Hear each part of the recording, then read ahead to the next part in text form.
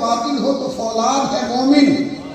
لیکن میرے بھائی اپنی زندگی میں اپنوں کے لیے قریبی ذات کے لیے اتنے جھگڑے کھول لیے.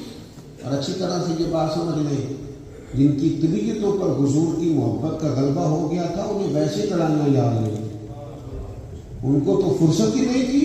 یہ عجیب محبوب سے محبت کرنے والے لوگ ہیں، ہر جگہ رٹا ڈالا ہوا ہے، ہر جگہ لڑائی ڈالی ہوئی ہے، چھوٹی چھوٹی باتوں میں ناراضگی. پوچھ لیں آپ رشتہ داروں کے جھگڑوں میں کیا ہے؟ کچھ بھی نہیں.